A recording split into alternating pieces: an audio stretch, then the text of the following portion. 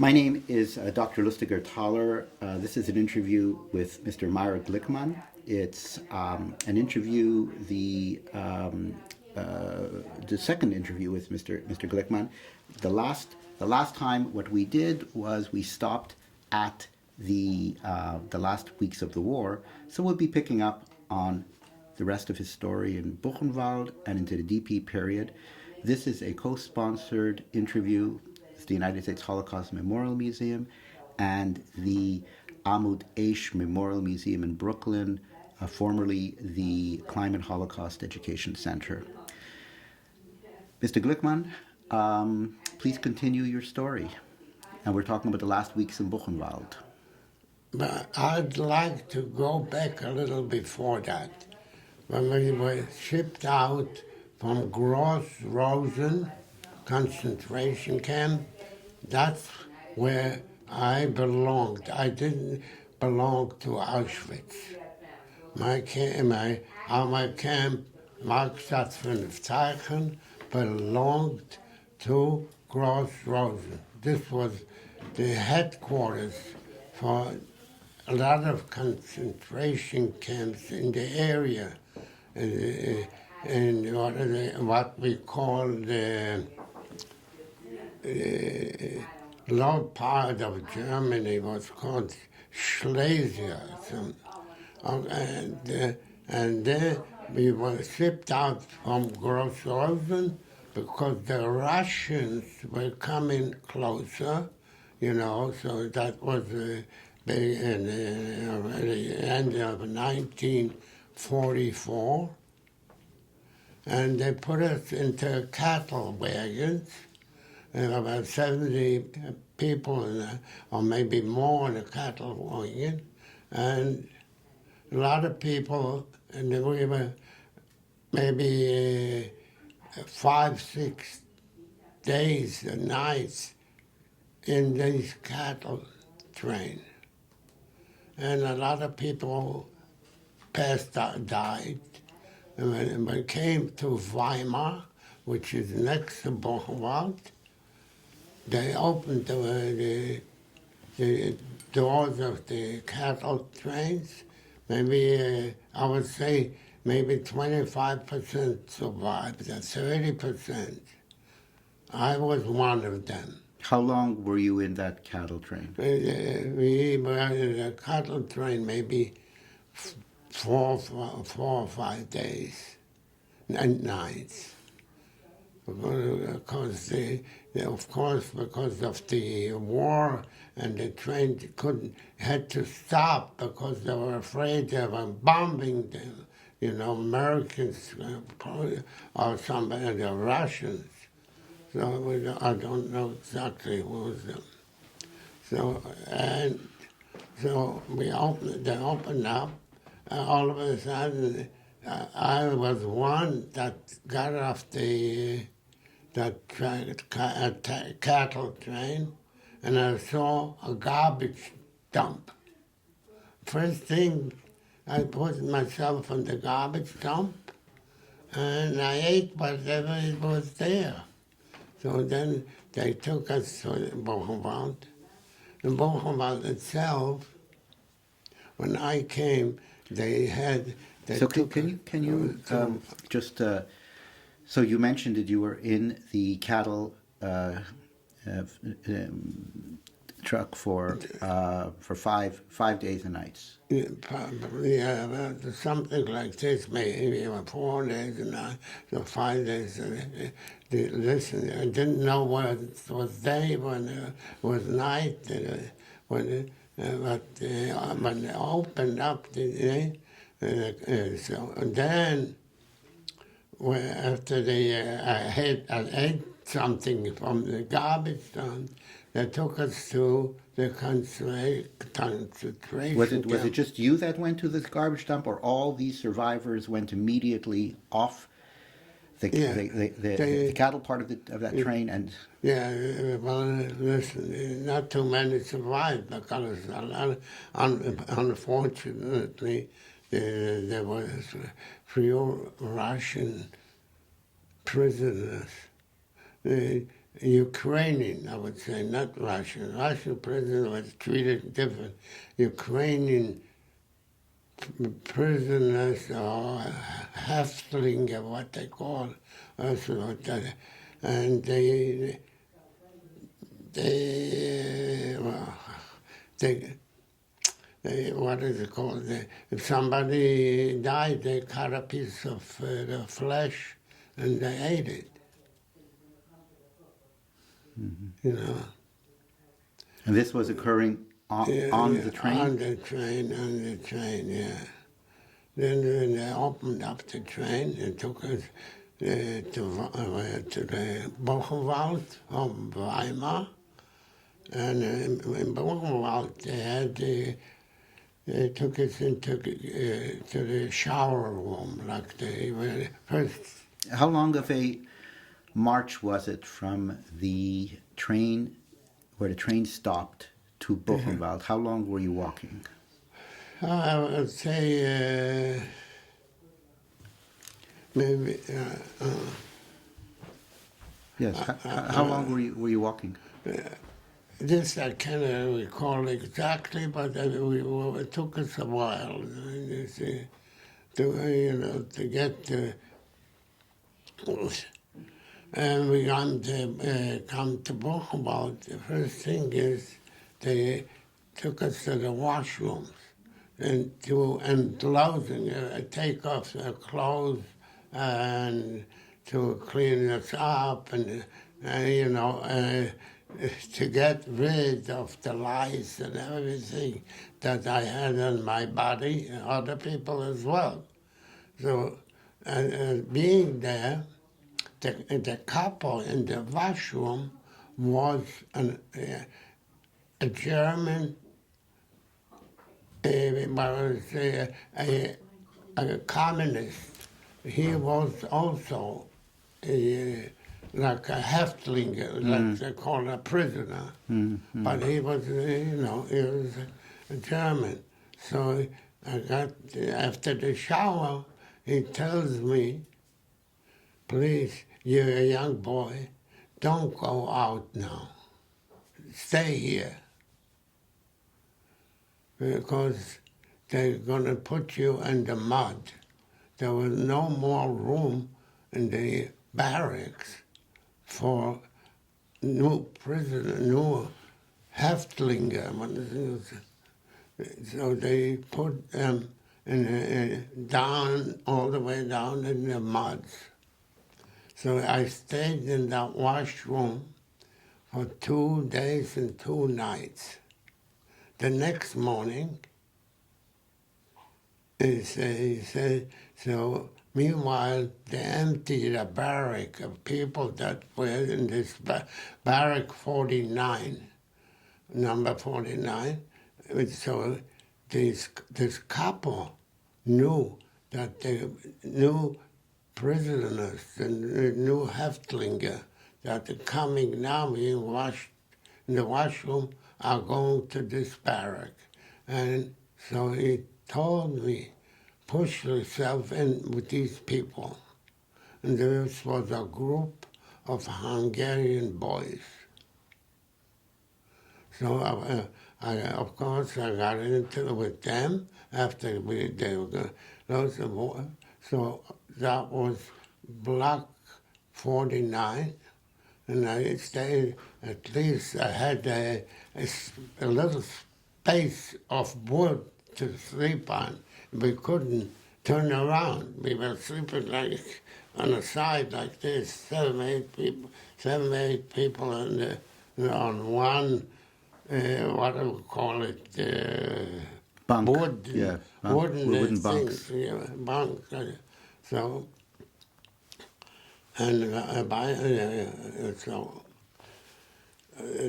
then, okay, then after I was in Buchenwald, and there was nothing, I was free. I mean, free as a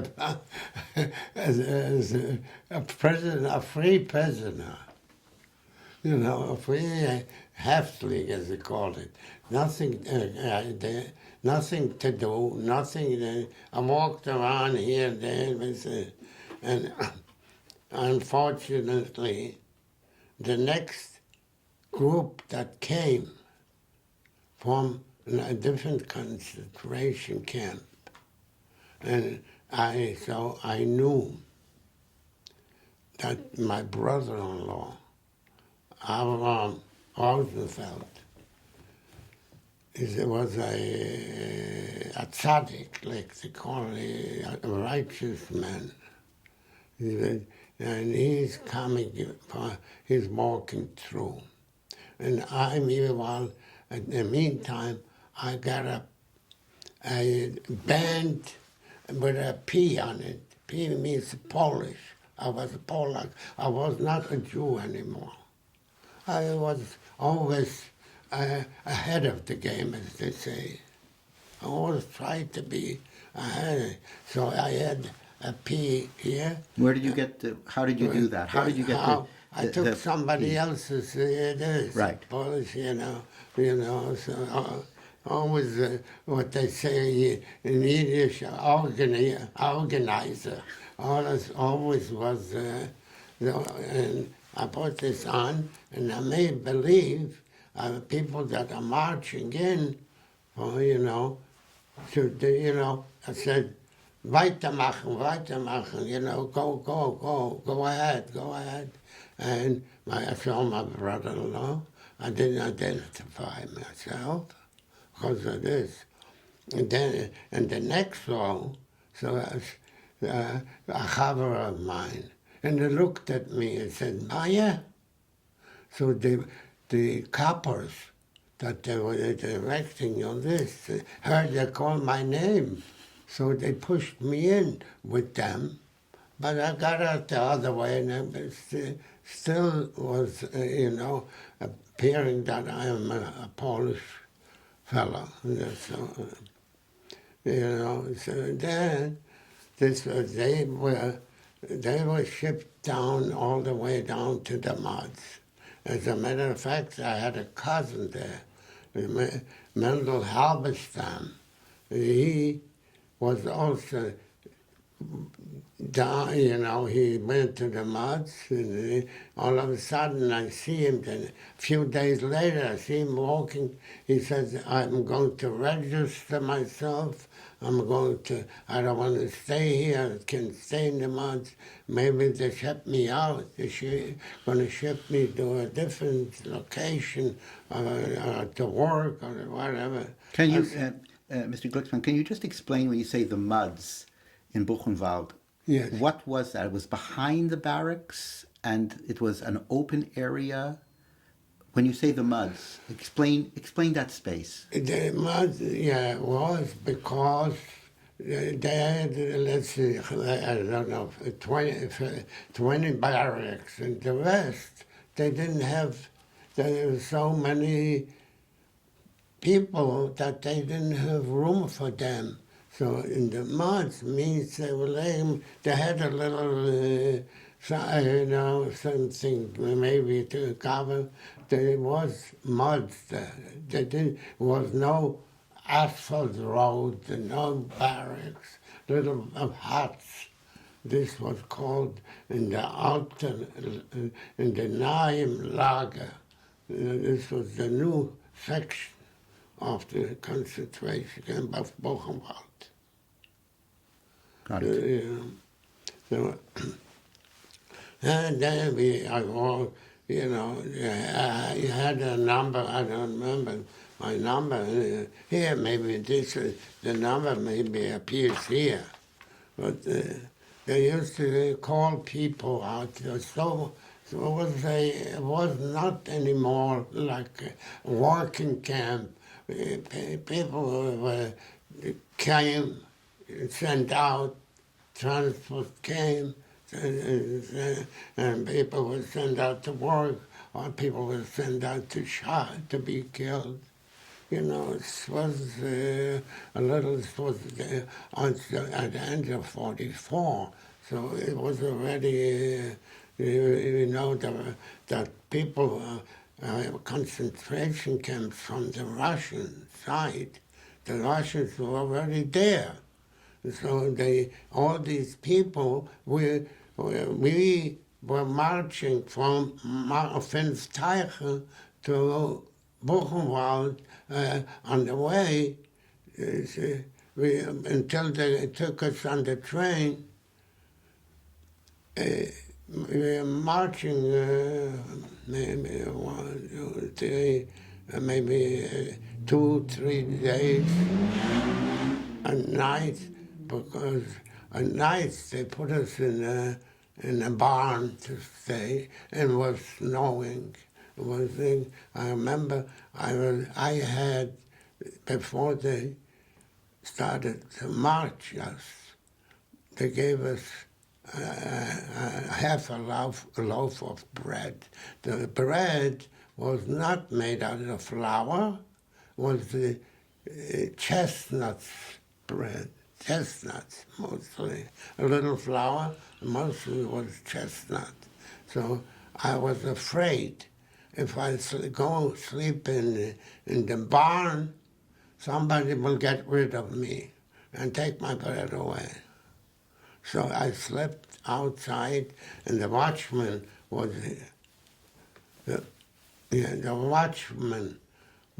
standing, and was snowing all night, and I laid in the snow all night with this, and Baruch Hashem, I got up the next morning. That was something, I mean, then when they marched us, we come to the certain points, they took us on the train and to Weimar. Weimar, as I said before, they took us to Buchenwald, and in Buchenwald it was what's going on. They already didn't know what to do with us. But at certain points, they called out the numbers, and and they went to, and they called the Appellplatz, the Platz where you had to count the people. So I see, they called my number, and I see a couple that hit people. It didn't hit me, but it hit other people in Markstadt. And I go over, he was behind me. We were lined up like a couple thousand people, and I see in the back. And I go over to him, and I give him what a smack with all my might. His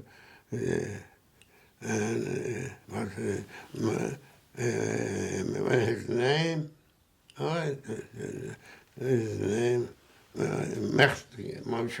Moshe Mechtinger. Anyway, and the SS that counted us called me out. He said, "Warum hast du ihn geschlagen? Why did you hit him?" I said, he hit me in the Anders lager. I didn't say a lager. I said a lager. It's like a working lager. Oh, ja? Sie bist doch einmal nicht too young for diese Arbeit.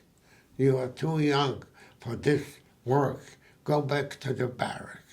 That's it. That saved me. Mm-hmm. Doing that thing gave me a little way out. Otherwise, who knows where I would be today. Mm. So it was in there. And then... How old were you? What? How old were you at this time? How old I was? I was 16. 16? We got out like 17 already. Mm-hmm. It was... I was not going out. A lot of people were called. I think the story is they had what do you call it? They dug out, like a big hole, and outside the camp, and that's where the Germans were hiding the treasures, all gold and silver and everything. Those people who worked there, they were called towards. That's why we're hiding a lot of Jewish, what do they call it, chush, how do you call it, Jewish treasures, and they have it. Did you see this, or did you hear? No, You heard. I didn't see them because I was never called out to work.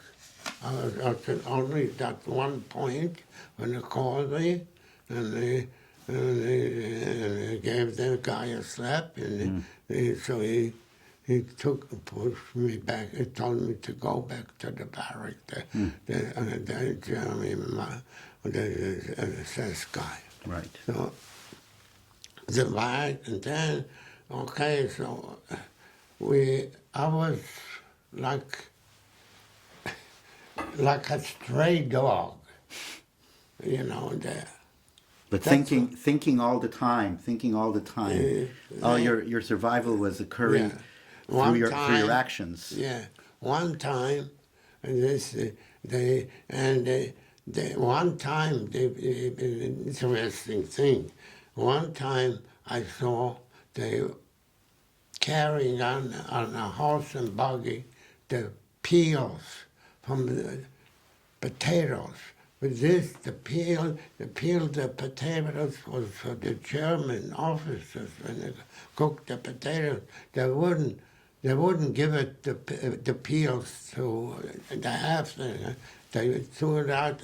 They took it out from the concentration camp from Buchenwald onto a garbage dump outside. So I was always, I had a little strick, what is it called? A rope? Rope, yeah, and I had tied around my pants, and I make believe I'm helping that horse and buggy pushing outside of the camp. And meanwhile, I put the peels in my pants, with my pants, and the watchman and saw me doing that, and he tried to shoot at me. But I was hiding, and and everything went through good. I had peels, and another time, so I came to the barrack, 49. I saw a man, I think he's still alive, I never got in touch with him. I was never an older person. He's, breathing. So I gave him some of the potato peels. And he said to me, it tastes like dough made in honey. This is I must call it a verse in the Chumash. But they went out, and they had the eating it after the midbar. It's called Sapirchem Bedvash. Says in the Chumash. This is what he told me at that point. The man, Mr. So. Do you remember his name?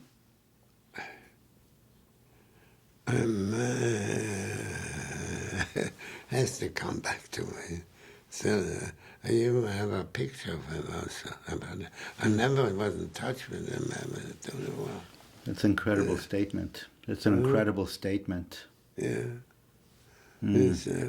Okay, we can continue. If you happen to, if it comes through your mind his name, that would be nice to have his name. But did he survive? Yes, he survived. He survived. He sent me a picture of himself. Okay, so, okay, I mean, I want to go back Continue, a little please. while. Yeah, please, And please. first, in the concentration camp of Markstadt, I had a couple that was from my town, and so then came inspection from Gross-Rosen, that's where we belong. And the foreman was a guy from Poland, from Częstochow, and he could hardly speak English. And the inspection goes by, and yes, arbeiten die Juden? Are the Jews working? He said 9. No. So the guys, they started hitting the people. And the Germans with the whipping. And the copper sees that's going to me next thing. So he gave me such a flick that I fell on the floor. But with all his knife. And so they stopped, because otherwise they would have killed me. And this couple survived, and we lived in Israel for a while, and he was in Israel. We went to see him. I took my wife, my children, before my son's bar mitzvah I made in Israel, and we went to his house in Petach Tikva, and we spoke to him, and we invited him to the bar mitzvah, but he never showed. He didn't want to show. He didn't show. He didn't want to have any more things, because he was a couple. But he was good. He was, not a couple that hits you. He hit you because he wanted you to live. And at one point, they became in Buchenwald, not in Buchenwald, in Finfteichen, in the concentration camp, because this guy, the foreman that said 9, so after the work, they called us, and we came to the Pelpla, where they counted us, and said, Gruppe Kreuz und Lesch stehen bleiben. The group of this firm called Kreuz und Lesch. By the way, this is what happened to my, you see, the finger of the Kreuz und Lesch, they were laying tracks for the railroads. And a track fell on my finger. And then, okay, this is, so it's Kreuz und Lesch stehen bleiben, that means it's then, and they called out the couples, and they had like a box where you put your feet in, and you put your head down, and start giving lashes. One here, one this, at the couple, bang, bang, bang, bang, and you had to, you had rachmunis on me, because was a Indian kid. They only gave me 12 or 13 lashes. And this couple, he knew that's what's going to happen. He had a sweater, and he put it in his behind, under the pants. So they started hitting him. So they felt something. So this couple said, and the assistant pulled down his pants. Pulled down his pants. They saw this sweater. So they, instead of the coppers doing the lashes, to assess bang started hitting him. They gave him 75 lashes. The man survived. We took him to the washroom, and we were there all day, all night, put him on cold water. So, 75 lashes, and a person survives. That's not something. It wasn't human, but he was a good man. He was, so, that's, and then, this was Finsteichen. As I said before, we were marching in Buchenwald. Was not organized anymore because people were being shipped out and people were coming, going. That's what I told you before. So people, from my hometown and this and that. So the last couple of weeks, as you want to know, was not. People were transferred in, people were transferred out, and this, and it was always last week was already. I mean, people already knew that the Americans are approaching them. Airplanes were buzzing, this and that. People knew already, but I didn't know so much because I was involved in it myself. All the people, like Rabbi Lau, he was in Buchenwald. His brother, he was much older than him. His brother was Naftali Lavi, who was a general consul in New York for Israel. He was so he took care of them, and he was also lucky in a way because he was next to the Russian compound. Russian compound were treated as prisoners of war, so they got food because they're afraid that if they don't treat them right, the Russians will kill the Germans, the German prisoners of war. So he was, adopted, I would say, by a Russian officer. And he was given food, and his brother watched him, and he was the youngest boy to survive Buchenwald. Was 8 years old. And you're saying this is one of the reasons that Rabbi Lau was able to survive because of his brother's proximity to the Russian POW camp. So Rabbi Lau survived at 8 because there was food that his brother was able to, being in a better situation, was able to give him. Yes. Yes. Okay. The circumstances. These are the circumstances of his survival. Yeah. Right. I understand. He was able to survive because he was near the Russian compound. Right. I understand. And the Russian officer. Makes sense. Makes sense. Yeah. Took care of him, and so after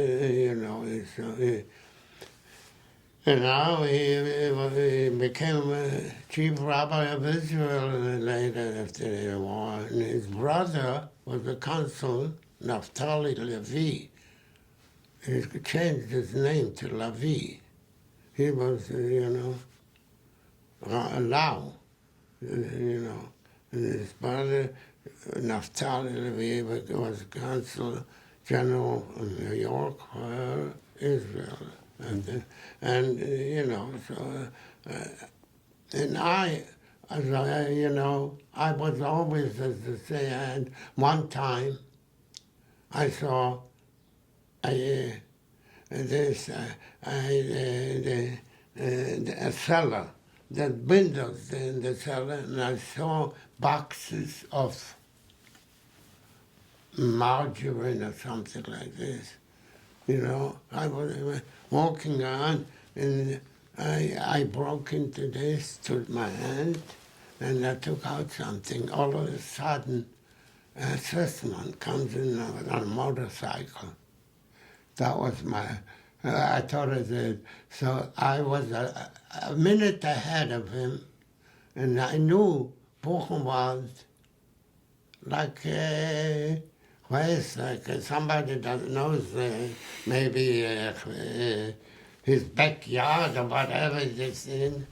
And I knew there was a kitchen, you know, it was an empty, you know, how to say, room that they had those big kettles, but they make the food in, to cook the food, you know, giant things. And I heard those motorcycles. I ran into that room, and I jumped into the kettle, and you know, it's like this size, prepare for a lot of people, and I hid myself in there, and he couldn't find me. I mean, it didn't go, maybe, so half an hour, but I don't remember exactly. Later I got out of it, and I was back in, you know, and I went back to the barrack, you know. People asked me, where were you? What happened to you? And, you know, so then this was a few weeks before. Then each day was a different entity. So, you know, you have to survive. I said to myself, that's it, let's stop. Either I make it or don't. That's what's in my head. I don't know why, but I had saying one day, so in the midday, I called up my number. All of a sudden, there was a raid. A raid? No, first even yeah. And they called out people, and they, no, before that was when they called my name. I was in a purpose laying. I played dead. I was stretched out myself, and the SS guy that came, that counted the people, came with the whip and hit me. I mean, I didn't respond, nothing. All of a sudden, there was a raid. So they left me there, and I pushed myself onto the barrack. And while I was laying there, the other guys said, they you know, tried to take off. I had a belt. See, on this belt, this, you know. That's the belt that you have? Yeah, That's the belt. That's the belt I wore in Buchenwald. Tried to take the belt off from my pants. And I had a wooden, what do you call it, the shoes, how do you call it? Like they wear in Europe, they used to wear those shoes. Tried to take off my shoes, and I gave him a kick in bed. So you saw I'm still alive. So he left me. So, okay, so I put, and the next day,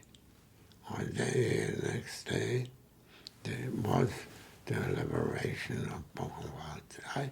People that were all the people knew already that a few days before, it's gonna maybe a week before, 10 days before, that they, you know, they had communications there in Buchenwald.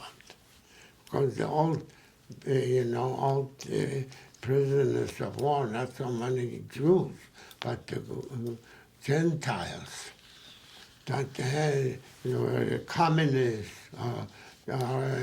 let's say, thieves, or this or that. They were running Buchenwald by themselves. You didn't see SS in Buchenwald walking around. No, this was controlled by the prisoners over there, political prisoners inside. Only when you saw the Germans, when they called out to go on transport, that's when you saw the Germans, what we call it, the SS, the Nazis, saw them. Otherwise, they had communications with outside. How long were you in Buchenwald?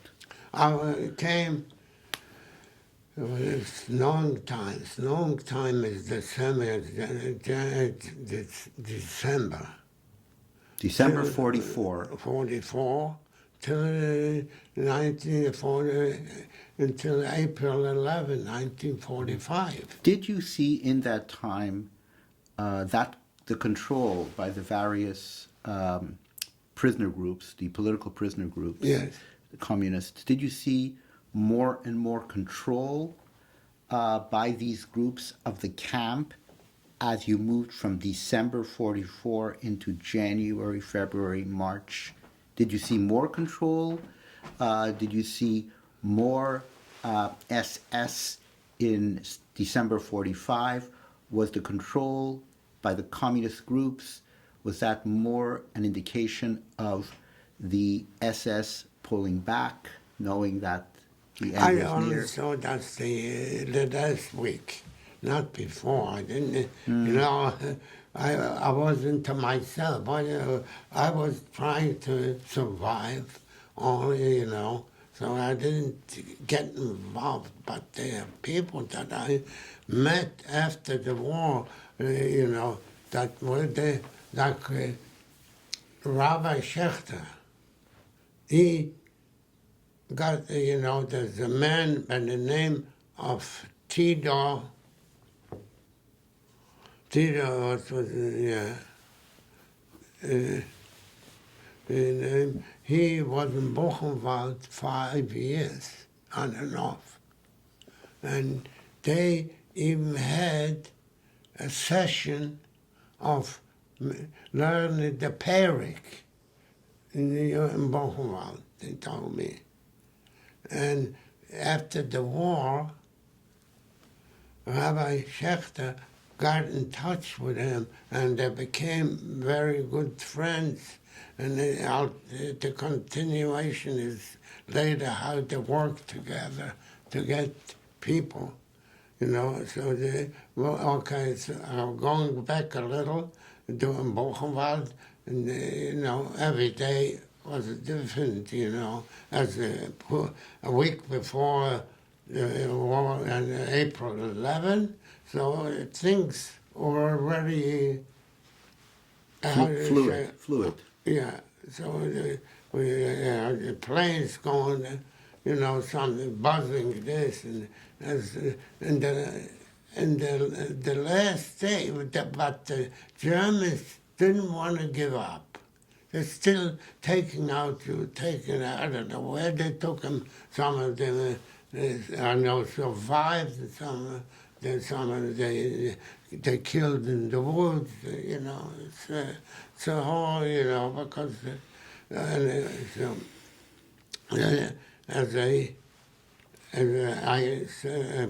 I was hiding myself under the barracks when they had the raid, when the airplanes were buzzing, and the soldiers, the German soldiers, were running out. I saw them running out. I had myself in barracks. And then came April 11th. April 11th, I was liberated. I saw the Americans coming in, and all of a sudden, we went I went to the small areas of the farmers in the area. And I got some food I took a little oven. And excuse me, I said, I made myself eggs with this and that, and I was sitting on the toilet. We were eating, went in and went out. And all of a sudden I got typhoid. I was laid up in what they made, the Americans made what do you call it, a Revier, this. Makeshift clinic. Yeah, clinic. Yeah. Clinic. And I was there for a week or 10 days. Then I walked out. I see everything. Everything was like I was I was dizzy for maybe a week. Dizzy, I walked like in a dream. I didn't realize. And then I raided American Jeeps. One Jeep I raided was a kosher salami. I said, I finished it in 2 minutes. And the guy, the soldier, didn't have what to eat, probably. Right. Probably a kosher salami from Katz's Deli, which was sending over salami to the boys in the army. Yeah. So at the liberation, so right after the liberation of Buchenwald, you were ill through the entire time then, and you were in the clinic for that early liberation period. Yeah. You were in the clinic ill with typhus. Yeah, after, I suppose after the liberation. And I was there maybe a week, 10 days. Go to the clinic. And then, so we stayed there. So I don't know how I got a hold. How I got a hold. Rabbi Schechter, okay, that's where he comes in. Rabbi Schechter comes in. Maybe what we should do then, now, is because we're going into the period after the liberation, and we'll stop for 10 minutes and just take a bit of a break, and then we'll come back and we'll begin a new sequence dealing with the period after the liberation. So we're going to take a little break right now. Okay, we'll be back soon. Yeah. Wonderful. All right. Okay, so we're back, and we're going to continue speaking with Meyer Glickman, and the last we discussed was the liberation of Buchenwald. So now we begin again after your recovery, Mr. Glickman, from typhus, and you were saying you came out and you were in a daze for about a week, and it was clearly the illness, the reorientation, and if you want to continue from there to go back to that particular time. Yeah, after I recuperated a little, then I was told that Rabbi Schechter is here. First of all, let's say Rabbi Schechter, when he came in Buchenwald, he gathered all the Jews, what they wanted to be in the compound of the Germans, where they had the Verbringung, where they have the festivals, the dinners, and he said, Jeden, wir sind du für euch. We are here for you. That was, at that point, I was not there yet because I was still typhoid. And then later on, it came out it was April 11, which was Chov Zion Nissen, And that was the Hebrew date of liberation in Buchenwald. Then came, what was a few weeks later, is here, then there came Shavuos. Before Shavuos, and as a matter of fact, our Schechter celebrated Shavuos with the Eden, maybe 10,000 Jews in Buchenwald in the Halle of the German officers, you know. And I was not there yet because I still had typhoid, and so after that I was. How, I don't remember exactly, but I was given the word that there was a commission from Swiss Red Cross, and they're looking to take to Switzerland for recuperation teenagers. So how many teenagers survived? So this Rabbi Schechter, so you see, how many will there be? 50, 100? Well, maybe. So Rabbi Schechter with his friend that he got to know in Buchenwald was Mr. Tito. And he was an old-time in Buchenwald. He was a German Jew, but descended from Galicia. His parents, I guess, moved to Germany. And he was in Buchenwald 5 years on and off here. And so they got together and they falsified documents. How did they do it? Somebody went into the commission and asked him, "Oh, you're Meyer Glickman? How old are you? 17? Okay, good." Next person went in, Yaakov Solny. "How old are you? 25. Oh, no, you're no good. You can't come to Switzerland with the corporation." So they came out, so they changed his date of birth. Okay, so there were a lot of girls also at that point in Buchenwald, which I didn't even know there were girls in Buchenwald. But apparently there was. I never saw a girl in Buchenwald, a girl Häftling, prisoner, And so everybody that was over age became a teenager.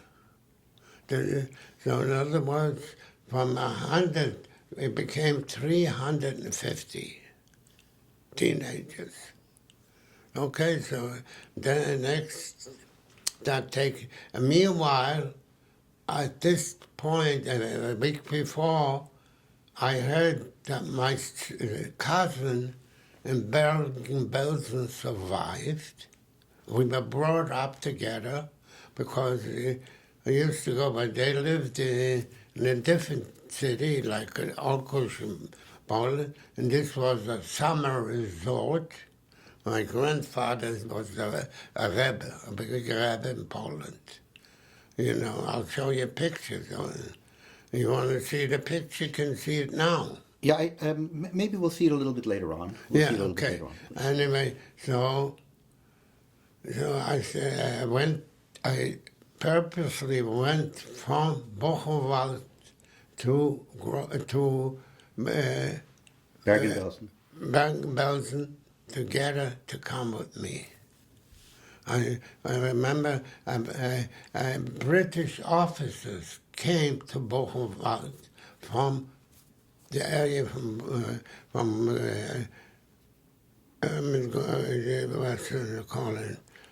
the area of where they... in Bergen-Belsen, so that would be area of Bergen-Belsen. The Niedersachsen area. And it's called the Niedersachsen and I got area. a hitched ride with them. Ah, nice. They took me to Bergen-Belsen, And I said to my cousin, Friday, come with me, we're going to Switzerland. Maybe you want to join me and come, we're going to come back with me. She didn't want to come back. She had two friends, a couple of friends there in Bergen-Belsen. When did you go? Do you recall when you went to Bergen-Belsen? When? When? The month? The month? About, I would say, maybe a couple of weeks, 3-4 weeks after the liberation. Okay, so then in early May. Yeah. In May, early part of May. Yeah. So as soon as I got a little to myself, I figured out. And she didn't like, she refused. I went back. And then that's when it started with Abba Schechter and the selection of people of the going to Switzerland for recuperation, and they wanted only teenagers. So as I said before, the teenagers became 350 boys and girls. One was 25, one 30, one 30, yeah. They all became teenagers.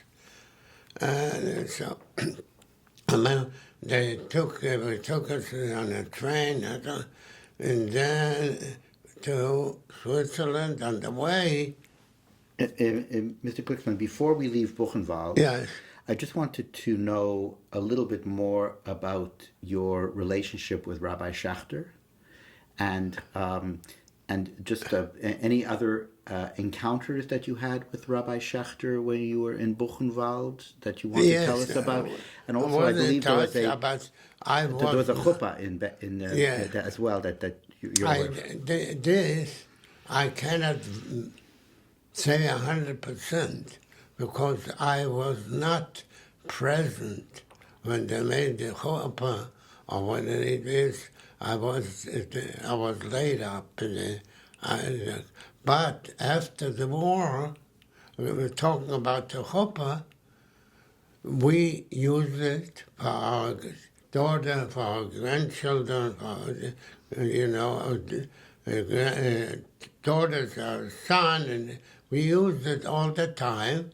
And in my eyes, it is authentic, because Abba Schechter would not give me, put on the chuppah something that wasn't there in Buchenwald. He would say, no, I don't have it.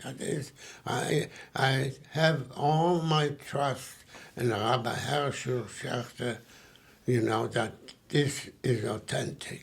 So we are talking about, just for our listeners, we're talking about a chuppah that was used in Buchenwald in the months after the liberation, when weddings took place. Right. And this is the chuppah that was used in Buchenwald, that Rabbi Schechter officiated at the wedding, and this chuppah was also a chuppah that your own family was married under, and your children and grandchildren, etc., etc.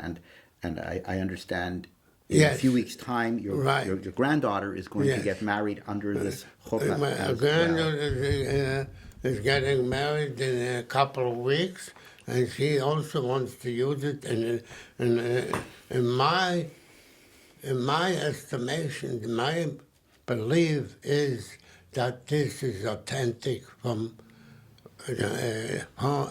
originated in Buchenwald.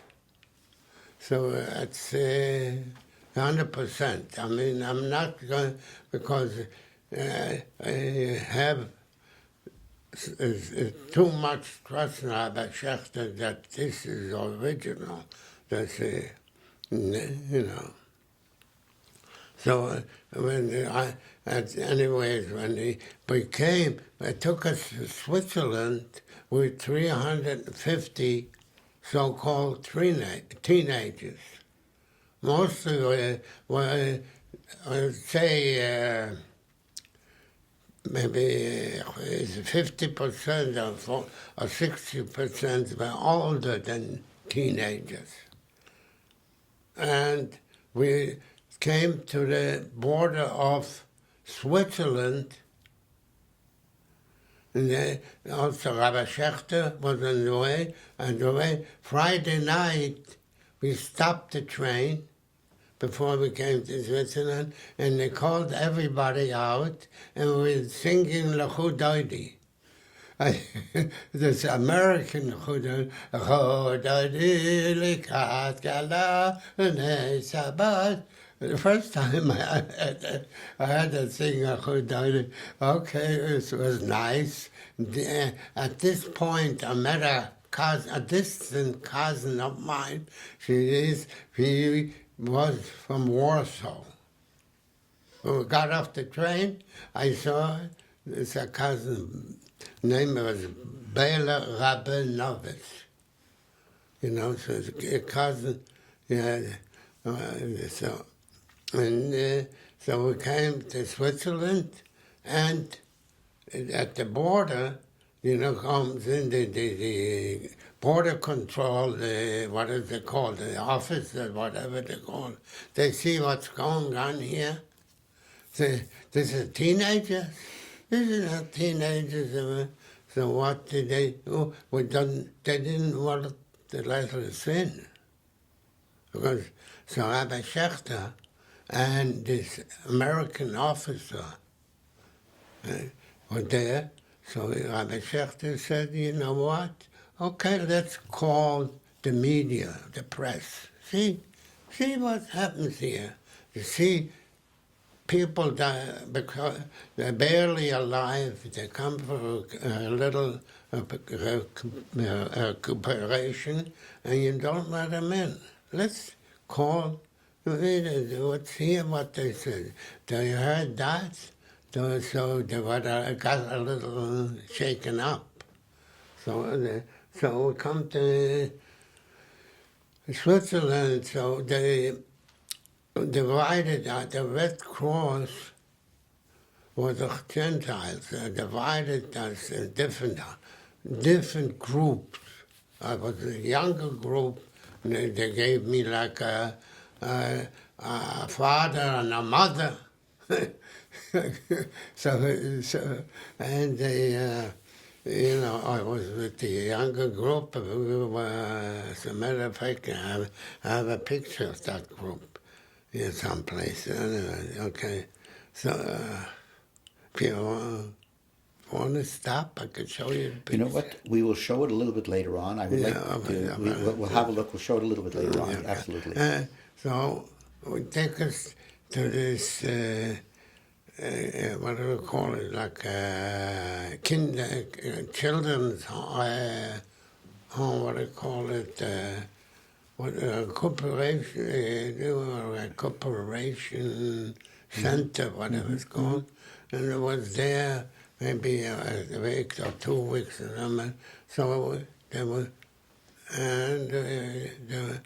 were taking care of us, and after 2 weeks or 3, the Jewish organizations came from the Aguda, from the Mizrahi, from the Parla Zion, you know, and they asked people, where do you want to go? Do you want to go Mizrahi, or want to go Aguda, or do you want to go, you know, because they were thought we were Jews. We didn't want to stay there, you know, all the time. So I imagine the joint was there as well. What? The joint was there as well. The joint, yes. And The Varatzala was there as well. And I went to a good Kinderheim, so children's home, was in Engelberg, Switzerland, and the director there was Chaim Gittler. He was the head of that Kinderheim. There were also children there that came to Switzerland in a different way, not only from Buchenwald, from other places that survived. It wasn't that Kinderheim, and they had a building, two buildings, also the next block for the ladies, the girls. They stayed there, and and this was about, after Shavuos, and then we were there one till a couple of years, and about a couple of months, and it came Rosh Hashanah on Simchas Torah. They had this Chaim Gittler. Meanwhile, they had the Jewish organizations took the information from boys to girls. Where are you? What's your name? Where were you born? Who's your family? And what's your father's name, mother's name? On Simchas Torah, and I gave my man. And in Europe, in the schools, the other places, Jewish organizations, they put out lists of names that are in Switzerland that Kinder. So all of a sudden, this was on similar story, the director from this Chaim Gittler calls me up in the middle of davening, and he shows me a telegram. Telegram says, I, Joseph Glickman, I'm alive, and I'm in Antwerp, Belgium. I'm the son of this, of Shua Glickman, this was my brother. I was almost sure that he's gone. Because he couldn't pick up a shovel. He was, not handy at all. But he's alive. So that was a premonition of my father. In 1942, when all the Jews of Sosnovitz, Benzin, Domborovich, Chelsea, all the areas, Zagłębia, like you said, were gathered in 42. It was in August 14. It was Erev Rosh Chodesh Elul. There was a man that ran the Jewish community in Silesia, was called Monik Marin. You heard the name? Mm-hmm. You heard of the Monik Marin? He was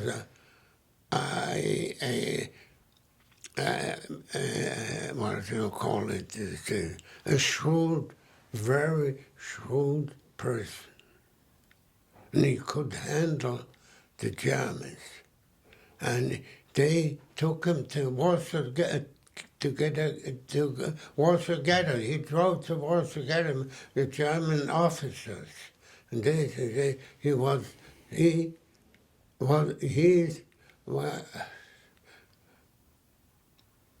as they maybe he has a little part.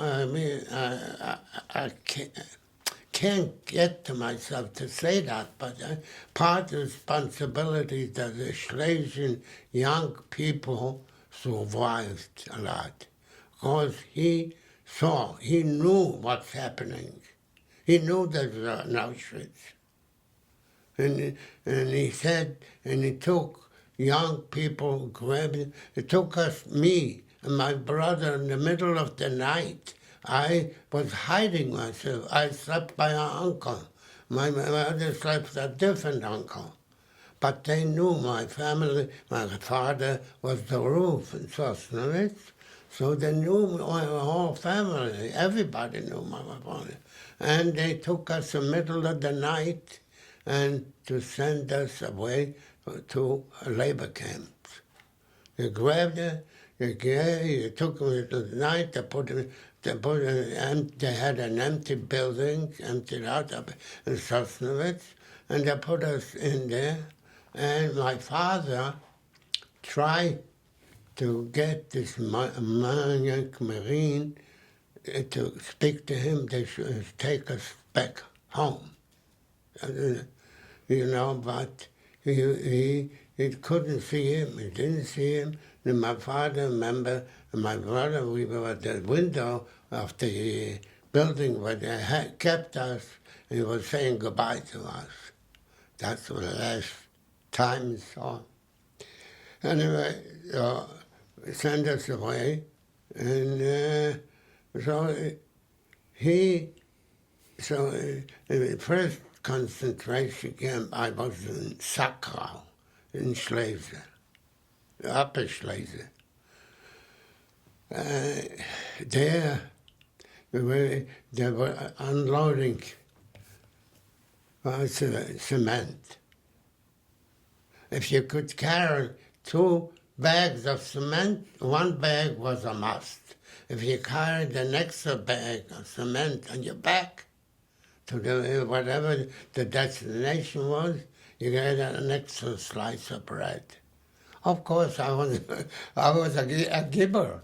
I carried 2 bags of cement on my back from from the railroad, and was the ramp down the step to whatever they loaded up on the trucks. I don't know how, but I did it. Then we stayed there a couple of weeks, and we sent it to a camp. It was still a labor camp, Markstadt. Markstadt was a camp controlled in camp by the Lagerelster, the main guy, and a few workers. One of them, I'll get back to you, is, that I gave him a big smack in Buchenwald. He had 2 coppers. The Lagerelster was Burgmeister. He was an officer in the Polish army, Jewish man. His father was a Belzer. And they came from Chibin, not far from Auschwitz. They came because when they evacuated Auschwitz, Auschwitzin it was called. Before they made Auschwitz, they all came to Sosnovitz to live. Sosnovitz, Bendin. And his father, we had a shul in our house. My father was over down there, and his father down by us. So my brother said, I want to speak to Burgmeister. Well, they said, what? You're going to speak to him? He's like I can't speak to whoever was Eichmann. He was Jewish, but, So he said, okay, let me see. Knocked at the door and said, I have regards from your father. The man turned around. He became a different person. So who are you? Where is he? I said, your father down by us. Oh, it's a rebel. Oh, what am I going to do with you? What kind of work can I give you? So he gave us easy jobs. I was painting, and he was, working together. His brother, this Lagerelster, Burgmeister, had 2 brothers there, both religious boys, very fine religious boys. So he said, I'll give you to work with my brother. So this was easy. Well, because they had these two couples that they came into the barrack, and they say the decadent, the cover of the bed wasn't straight. They beat you up. For what? No reason at all. Because, I don't know. So, this, and by the way, this couple that I gave the two men, he was one of them in this camp. Buchenwald, he was like me, he was also a Häftling, and he was not no more couple. So there we were this until they made, that was we came in 1943, say before February 1943. This was established already a long time. And then for the end of 43, they evacuated us, and they separated us, me and my brother, because my brother was, I was sure sending him someplace not, nice. I mean, it became not far from Markstadt, it became a concentration camp called Teichen, 5 rivers. So that's where we were for us. And lucky for me, we had a young man by the name of Mendel Kochan. His father was a mashgiach in a butcher place. So the Germans, when it became this country, in Teichen, as soon as we marched in from the other place, from Markstadt, they asked, he was much older than me, asked who's a butcher here? So he figured, he called out, I'm a butcher. Because father was a mashgiach in a butcher place. So, so he worked in the SS kitchen. The SS kitchen was outside of the, lager. Outside, wasn't nothing inside. And he was a butcher, he was cutting meat and this every time he came in. Back at night, all day was there, he brought me in something to eat. Sometimes, one time, he brought the 10-gallon, a big thing with the jam. He brought me in, it was half full, almost half full, and I couldn't leave it over. Why? Because somebody would steal it from me. Somebody will take it away from me. I finished off a half-gallon of jam. Until this day, I cannot eat jam. It brings back to me, I cannot eat jam at all. We were speaking about your post-liberation. We were speaking about your post-liberation experience. Yes. And we were in Switzerland. Yes. And you became more sidetracked by the war, but we've been through some of this material. So let us go back to the period in Switzerland, in the post-war period. And if you want to continue, you were speaking about you were placed into an Aguda orphanage, and and then helping organizations were coming, the Agudas Yisrael, the Joint, the Mizrahi, etc., etc. Yeah, and well, so at the, in that Aguda, in the Kinderheim, in the children's home in the Engelberg. So we were there maybe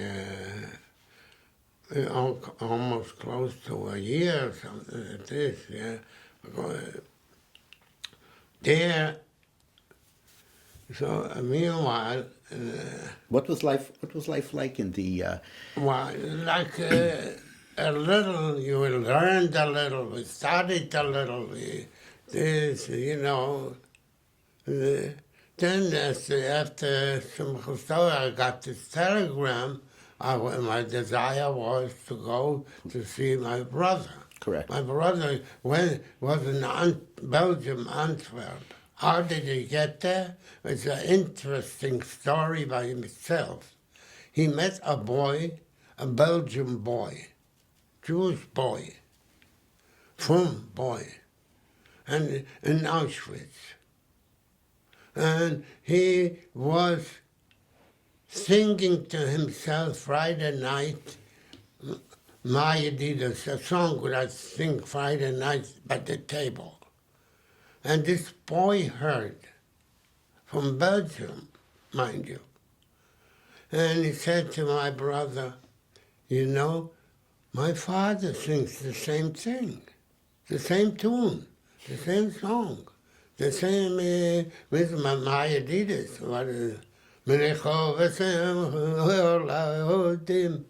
What? He says, where's the father from? Told him that it turns out that we are some sort of related or something. He became a brother. Anyway, so when after the war, the Polish people, government wasn't looking for Polish citizens, Jews. They were looking maybe for the Gentiles, but not for Jews. So, so this Moshe Lehrer said to my brother, you know what?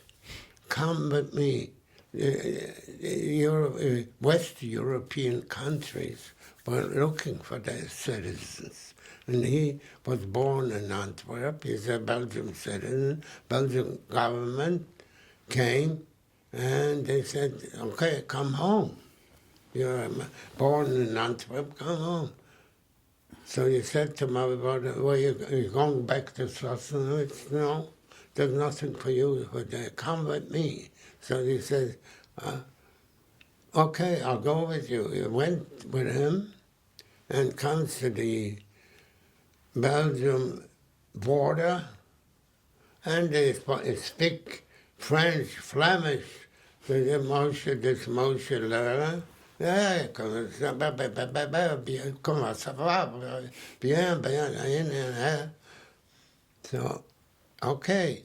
I told him where he was born. And then they turned to my brother to speak to him.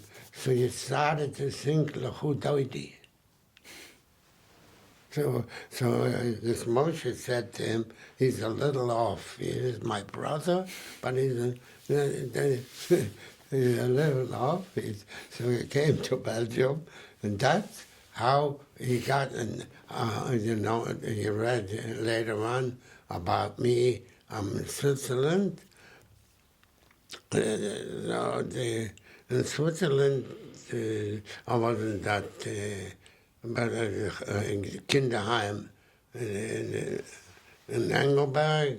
Then came I had an occasion to go to Israel to get a certificate as a teenager to go to Israel. But meanwhile, I heard that I have an uncle that survived, and he was in Russia during the war. So he's back in Sosnovitz, and he sent a message to me because we had relations with in New York with the Schreiber Rebbe, who was my aunt's father-in-law. He lived here in America, so through him, we got in contact that he's alive. So he said I should come. He's coming to America. I should come with him. I shouldn't be alone. And this, so I gave up of the certificate to Israel, and later on, after being a while in Engelberg and my brother, I went to Belgium to see my brother.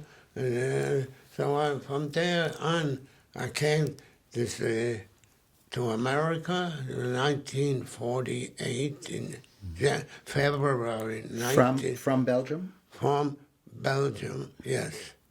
From Belgium, I went through London, came to America on the SS Washington. This was a ship, I remember. So I came, I had a student visa for the Shiva Tower Das. So it's a student visa. So, and then when I came here, they put me into Ellis Island because I had to lay out. We had to pay $500 a guarantee that I would go back, Americans. So after I finish my study, I'll go back to Poland. So I had a cousin here, very nice cousin, not directly a cousin, a third cousin, was a wealthy guy. He laid out he paid $500 for me because my uncle was here already. And so he paid higher, and they let me out. And then things worked. I went to yeshiva. Then I went to, after yeshiva, I had to think about getting married. So I went into the needle trade. Somebody, my uncle had a friend who was a garment manufacturer, taught me how to make patterns and so forth, and cutting this material. So at the end was, I didn't like it because, at that time, there were Jewish people. But it came Friday, they made fun of me. Why? The Rebbe goes leaving. I had to leave. In the wintertime, I'll tell you an interesting story. Because in wintertime, I had to leave Friday like 12 o'clock, yeah? And, okay, then maybe a half a year later or something, after I worked in this, I was looking for a different place. I couldn't take this place because the needle trace people were, not my type. Okay. I was looking for a place, and I see an advertisement in the Women's Journal, what is it called? Women's Wear Journal, something, on this. I see an advertisement looking for a pattern maker and a cutter. It wasn't a Friday in the winter time. Well, it's like 12 o'clock. I go up to this place, and I said, I have experience. I'm a cutter and a pattern maker. A Jewish place, Jewish people. And he said to me, okay, let me try to stay ready. Try your work. I said, listen, it's Friday, it's after 12, and it's a short day, and I'm a Sabbath observer. And I will come back Monday. He says, we have no religious institution yet. Yes, That's the word he used. I walked out and said, hell with you. I don't care. Jewish.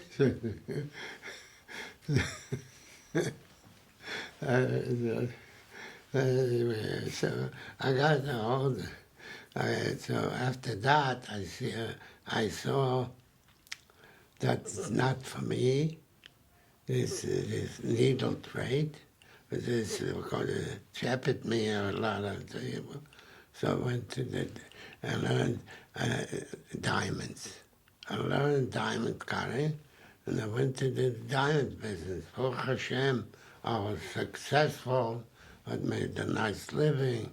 My son went into with me later on, and matter of fact, I was interviewed by somebody, introduced to a friend from Israel with Mr. Goldfinger. This Goldfinger was one of the biggest diamond dealers in Israel. Not Goldfinger that in the movies. And he said, I can use you, please, join me, come to Israel. And it was 1969, after the Six-Day War. Everybody was Zionistic. Ooh, my wife said, we have to go. See, where is she now? I wanted to hear that. Now she would go. Anyway, was Zionistic, and he interviewed me and said, okay, you come, you open up a factory, and you get workers, you'll run the business. A good opportunity. And so we did, in 1970, I went first for a trial basis. I went for a couple of weeks myself, and we established a factory, and we got the diamonds, and every aspect of diamond cutting I knew, and it was, and we went to Israel. We moved to Israel in 1970, and we stayed in Israel until almost 1982. Almost 12 years. This was the best years of my life. Not my wife, I didn't say it. She had a problem with the language, not the language. She knew the language.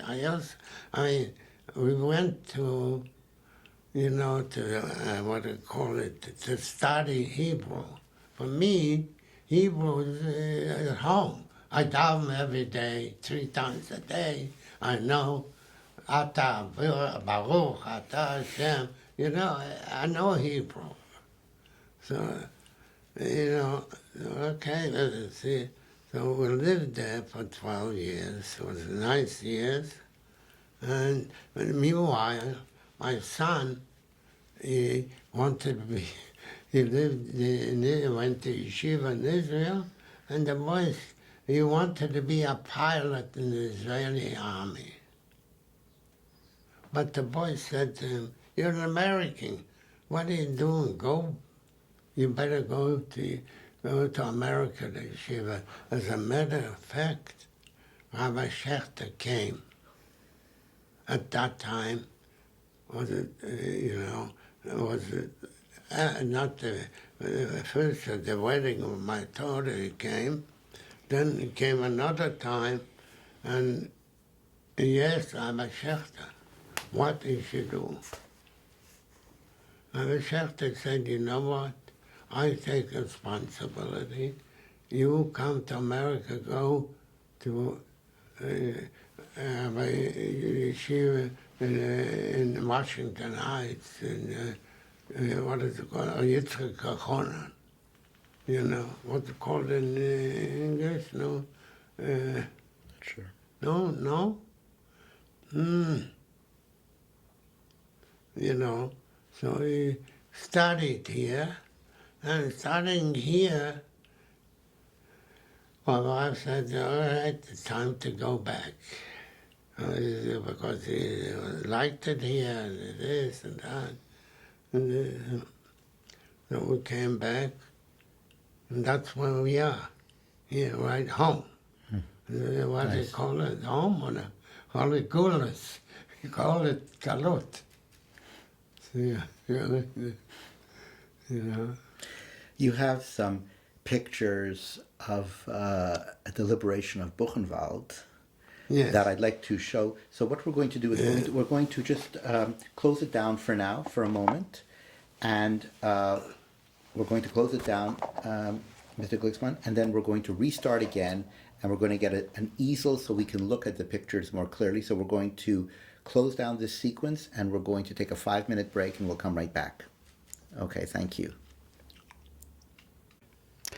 Okay, we're back with the photo sequence with Meyer Glickman, and here we have this is from the International Tracing Service by courtesy of the United States Holocaust Memorial Museum. Mr. Glickman's son was in touch with my colleagues at the museum in Washington, and they searched Mr. Glickman in the ITS documents of the International Red Cross. So perhaps you want to comment on this particular piece, Mr. Glickman. Yeah, this document Go ahead. shows that I belonged to the main concentration camp of Gross-Rosen. I did not belong to Auschwitz. I don't have a number on my hand. In Gross-Rosen, they didn't give numbers. We had numbers attached to our uniforms. Unfortunately, I don't remember my number, but this is a proof that I belonged. It says Meyer Glickman, and I'm a carpenter, a Tischler, which means carpenter, and I was born in Sosnovitz, and it says my age, and that I belonged in that concentration camp, Gross-Rosen. And by the way, Gross-Rosen was one of the worst concentration camps in Germany or Poland. But they had crematoriums there, they had killings, people. This was like, let's say, a camp that many, hundreds of thousands of Jews went through to this camp to go to Buchenwald, to go to another concentration camp. This was like the center of of many concentration camps, and I was there when I got there. We were traveling day and night. How many days and nights? 3, 4, 5. I don't remember. And we got to this concentration camp, and I stayed there and also I must mention that I had a friend of the family that worked there in the kitchen. His name was Mandelbaum. As a matter of fact, a sister lives here. It's known in Flatbush. But so he used to always give me a little soup. At one point, I heard that my cousin Mendel Halberstam is coming is my age. We brought up together in the same town, city, Sosnovitz, is coming from a different concentration camp to Gross-Rosen. And I went to this Mr. Mandelbaum in the kitchen, and I had a canteen. And they put me in a little soup, and I saw my cousin, and I gave him a canteen of soup to know that he is alive. He was he was not in a barrack. They didn't have so many barracks there because it was like a transfer concentration camp.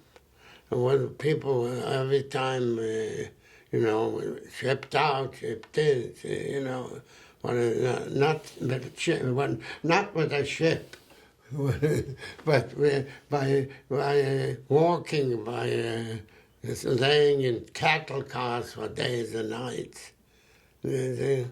So I saw my cousin there, and then from there, it was already the end of December, we were sent to, again on a cattle train, we were sent to Buchenwald. Buchenwald did not have its own railroad station. We landed in Weimar. Weimar must be, I don't remember, 10 kilometers from Buchenwald, maybe. I don't remember how far, but everybody knows the Weimar Republic, unfortunately.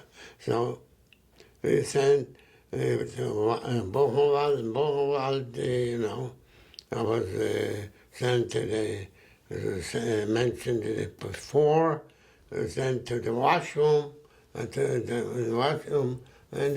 the story continues. So we'll move to these pictures of Buchenwald. Do you want to comment on this picture? This picture shows you the fence of Buchenwald. This was in those days, there was an electric fence, because if she did that fence, somebody tried to grab it, they got electrocuted. In Buchenwald, they also had ovens where they put the dead people onto the oven, what do we call it? It's integrated, what is it called? They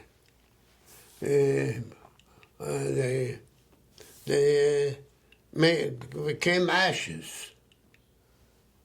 And as a matter of fact, I had one picture that showed this scene when a person is laying there and became ashes, but I showed it to someone, and I never got it back. So you received these photos that we're showing right now, you received them at Buchenwald? After the war, sure, they made copies.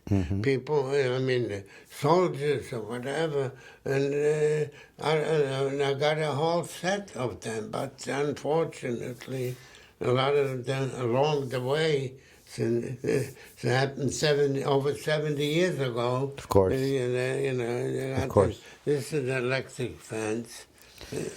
And here we have a picture of that. There is a table here with a lot of objects. Can you? This is a picture that after the war, the commander in Buchenwald, the Nazi, his name was Koch.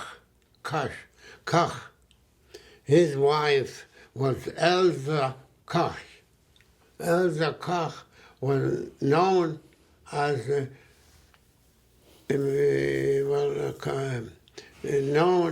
most vicious person in Buchenwald. This shows you the lampshade. It shows you the figurines. A lampshade this lamp shape was made out of human skin. These figurines are two figurines, there, a man and a woman. A head of a man and a head of a woman. A real, not the figure, is a real person. And she, this Elsa Koch, had these in her office. And when the Germans came, they called, so the next picture will show you what they did, the Germans, when they came.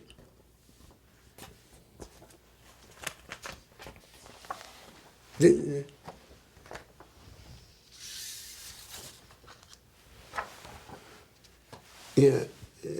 gathered all the German people from around Buchenwald, towns, the villages and everything, and they showed them these lamps, whatever they called them, and their claim was, wir haben gar nicht gewusst. We didn't know. We didn't know. They didn't know what smoke was coming out of the chimneys. And then you smell, I mean, if somebody smokes a chicken outside a barbecue, you don't hear the smell next block. And this was the dead people being cremated. And they didn't know anything. They didn't hear anything. They didn't see anything. So the Americans gathered all the Germans in the area to show them. But their claim was we didn't know. Well, what can I say? That's what it was. That's what it was. So we have then the last object we're going to be showing is your belt at Buchenwald, if you want to. I know you showed it earlier. I wonder if you could just now show it once more and just speak about the belt and where you received it. You had it throughout the war. Did you get it at Buchenwald?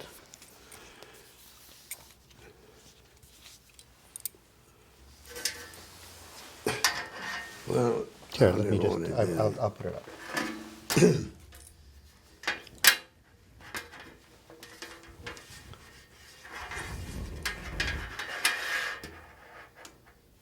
Yeah, this belt I took off a dead person in Buchenwald.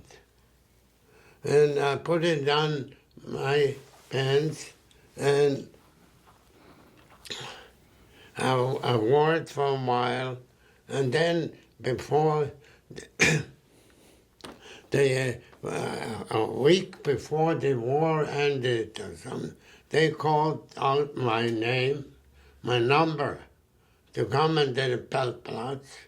All of a sudden, there was, maybe it was a few days before, there was a raid.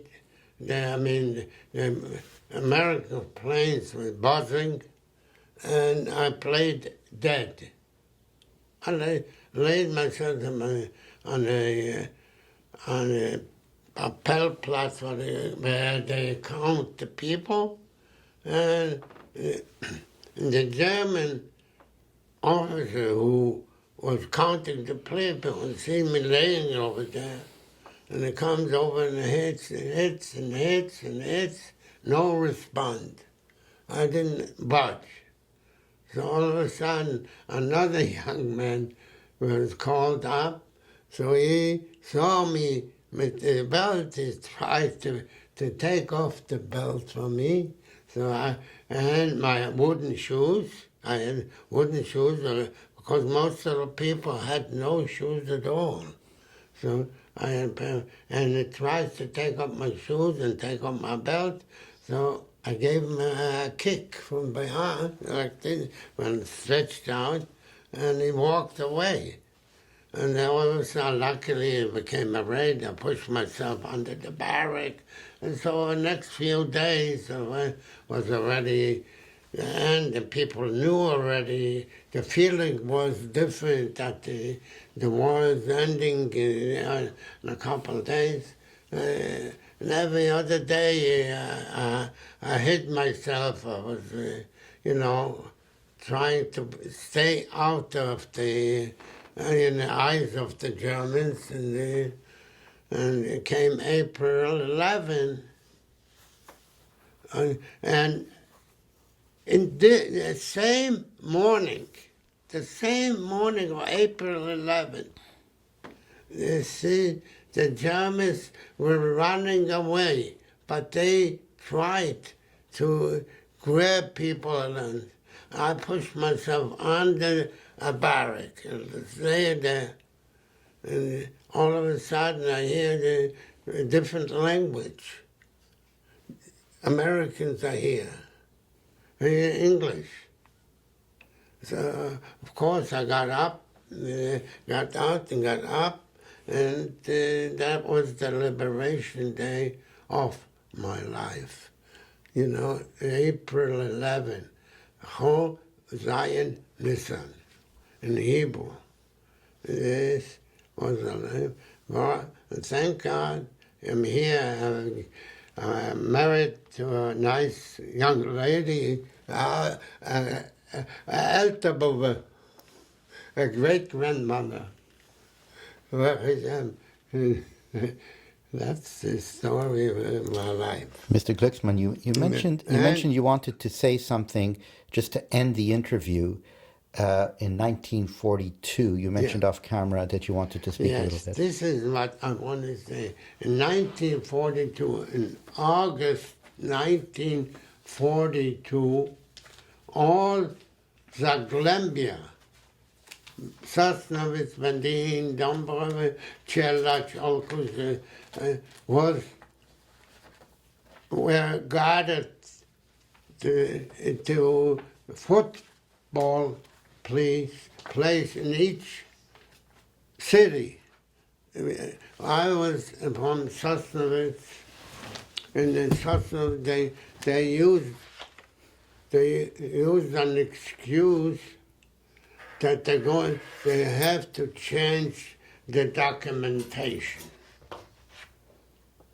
That was the excuse. We went, everybody, the whole city of Sosnovitz, Nushim, the grown-up children, everyone went like a summer day, on August 14th, and we thought it's going to take a few hours, and we're going to be, they can change the documentation, and we'll go home. Meanwhile, when we got there, in this football field, right away they closed the gates or whatever that was, and they surrounded us with German shepherds. The German officers. Go ahead, please. The German officers are the Nazis. They surrounded us, and they said everybody must stay there until they change documents. So this was, and Gott hat geholfen, like say in Yiddish. It started to pour. It rained all day. I was dressed in like shorts or whatever, shirt, and it rained all day. And the next day, they put out tables, and with the hound dogs, and every family had to go through that table. And So families by families, and and we came to that table as a family. My brother and I, we had documents that we worked for the Germans. And my parents, my sisters, and my brothers, we were 5 children, were kept there. And the letter, we were sent out. We were sent home. And then they took all these other people that did not have documentation that they work, younger people that work, they were sent to houses that they evacuated the people before, big buildings. Sosnovitz was a big city. Was 100,000 people, and about over 30,000 Jews living there. So this building, they sent in the rest of the Jews that they didn't let out then in order to send them to Auschwitz. Every day, a few thousand people. So we were let go. We were at home, and at this point, my mother asked her husband, my father, what is going to be with Yossel and Meyer? Because we were let out, she didn't know what's going to happen to us. But my father had a premonition that we were let out to go to work. So he said to his wife, my mother, don't worry, we are leaving over 2 sons. They're going to say Kaddish for us.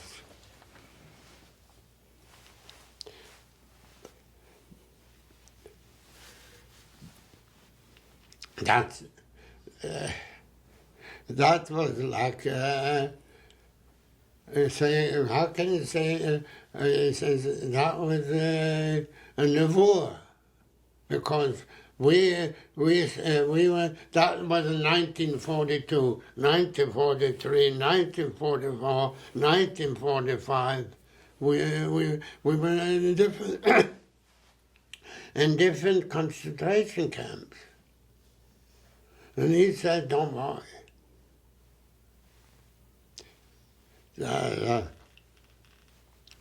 That's why he had a permission. That's why we are here, as part of his premonition. That he said, "Don't worry."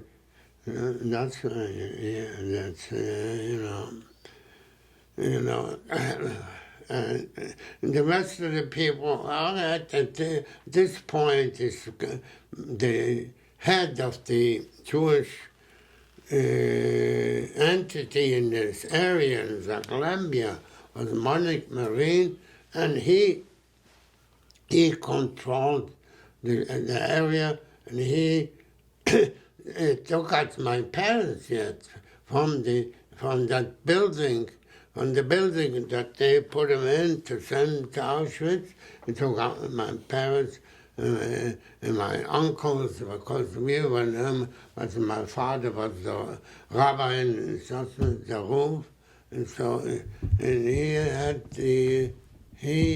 had, how should I call it, respect for my father. And they took him out, and they were still home.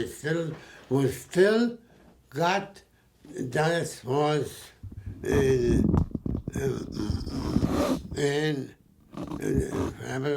February, March 1943.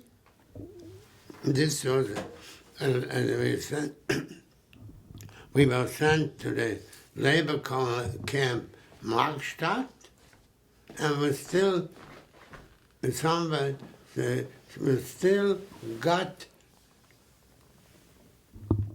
March came before Pesach. We got 3 matzahs my father sent with somebody, a former day, they paid him off a lot of money, 3 for Pesach in the camp. And this camp, this Burmeister was this, and he had respect for me and my brother. And he let, we were handled, you know, a little lighter work, this and that. And then came in the concentration camps. Then it was separated. My brother and me was separated. I was sure that my brother is gone, because he was a Muslim. Muslim was a skeleton. You know, and he, okay, I was always able to stay above the waters, to say, well, you know, so, and he was sent to Auschwitz. And Auschwitz, Mengele, you'll be surprised, Mengele saved him. Wow. I mean, it's hard to say. It's not he saved him. He sent thousands every day, young, healthy, young people, girls, a man, to crematorium, to be burned. And here he came with another 100 boys to Auschwitz, skeletons, and he said, oh, there's still a few people that can work a few days for us. One was my brother, and another one that was that friend that he met, the Belgian boy. And in Auschwitz also was this Mandelbaum that worked in Gross-Rosen, was in Auschwitz, and he also worked in the kitchen, and he gave him also something to eat, this, and he was sent to different concentration, and he survived. I think that you would never believe in 1,000 years. Why? Because Mengele was the Malchamovas. He was the one that sent thousands and thousands, my sister, young people, to Auschwitz. What? And here, 100 boys come from a factory where they made the cannons, where they worked in the powder. They put the powder into the cannons. The lungs were gone already. And here, that's a premonition of my father. No way. No other explanation. They said that. So, and after that was the end of this story of our life. Mr. Glickman, thank you so much for this interview. Well, I must show you a picture. One picture I must show you. That is the picture regarding? Of my grandfather. Just a minute. Okay, this is my grandfather, that Chenchina Rebbe, Rabbi Yeshua Heschel Horowitz, a great-great-grandson of the seer of Lublin, the Choser of Lublin.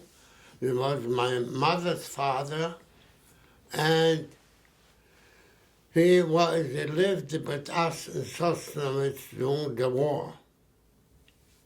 This picture was taken when we, in 1942, when we were taken to the football field, and he was the only person that didn't, the Germans were trying the excuse to change documentations. That was an excuse. He was the only person that didn't go. This Marine, the head of the Jewish people in Silesia, came up, sent a photographer to take a picture of him, of my grandfather.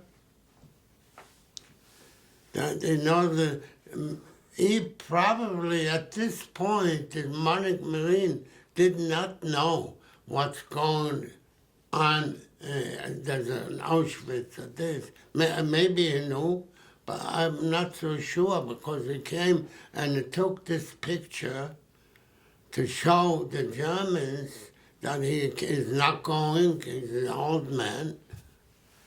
All of a sudden, everybody, the Germans cared a lot. At that point, this picture was taken of my grandfather. And then, well, what should I say? In 1943, it's coming up the outside dollars of 1943, in July, August. He was still in the ghetto, and they had a ghetto called Schodula. In Sosnovitz, the ghetto was called Schodula. And he was in the ghetto there, as a matter of fact, when they took him out for the hiding place, he was in the hiding place in the ghetto. So they had the Jewish militia, in that ghetto. That they helped the Germans take out Jews from hiding, from this and that. What can we say? Yeah. And they found my grandfather. This is interesting, They started to cry. They couldn't take him. They wouldn't take him. So, when and the story goes that a German officer went in there to take him out. And he came out, and it didn't take him. So the head from the Mechablem, the head of the German SS walked in, and they said, so they didn't want that the Germans should pull him out, so took in a stretcher the Jewish militia, and they took him out. And it was sent to Auschwitz. And the story goes that he was wearing the tallis, and one fringe of the tzitzis broke, doing the schlepping, tore off. And he was begging the militia, the other people, to attach it again. And he was sent to Auschwitz at an age almost 90 years old. He was not afraid. One time, when the war started, we walked from Sosnovitz to Olkush. I don't remember how many miles, kilometers just walked. We walked day and night, few days. Came to Olkush. We were there because Sosnovitz was very close to the German border, Katowice. They were there the same day in Sosnovitz. You know, it didn't take long.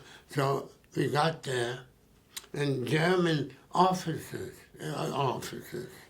German cholera, what you call it, you know, used to, the Polish people used to snitch on my grandfather. Here lives a rabbiner that has money. So two German officers, I was present at this point there, came and they go in the first floor. My grandfather was on the second floor. And where's the rabbiner? The grand rabbiner. Oh, so my father spoke German. For years, he spoke very fluently German. Because he was running away from it was a draft dodger. So he was in Germany, in Holland, in Europe, when he was already married. So he said, being an older person, please be kind to him. And if we run out, please be kind in German. He said, you speak German fluently? No, they ran up with the revolvers like this. And the pride opened the door. Like this. My grandfather didn't budge, nothing. He said, can I give you a drink? So they got the thing. So he said, oh, they ran out. And then one said to the other, that's a gettlicher man. A gettlicher man means a man, you know, holy man. That's a gettlicher man. He walked out. And then, listen, there was a lot of stories with them. Because in the ghetto, when I had somebody, someone came running in the ghetto, and he was sitting in the backyard of the ghetto, and learning more. So this guy, you know,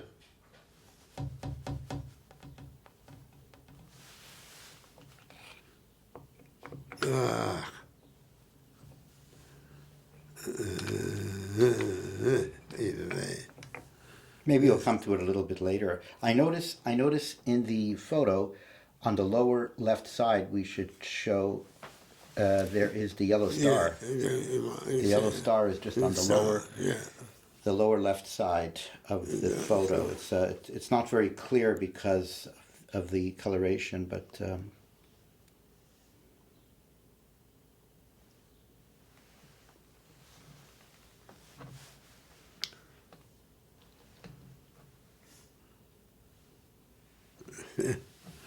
I have the book that he wrote, this guy.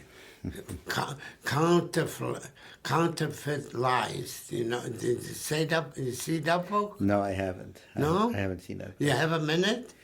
No, I think that we're probably coming toward. We're coming this toward. Guy, no, so I see the name. Was our friend. I mean, it was a chosset of my grandfather. So he came running. And he says, the Germans are making a raid. Please, go hide yourself. And he was sitting in the back of this, in the ghetto, in the backyard, the small, it was like learning Gemara.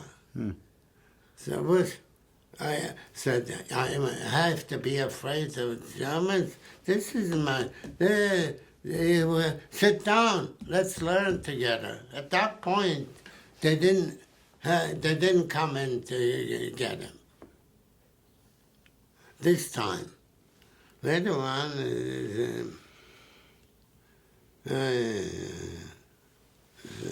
that's his name.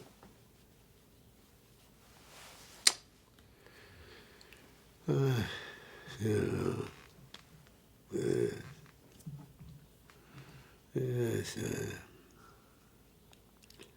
Mr. Glickman? But he was a good grandfather also. Sounds like an amazing man. What? Sounds like a tremendously amazing man. What? Sounds like an amazing man. Thank you very much for the interview, Okay. Mr. Glickman. Thank you so much. Okay.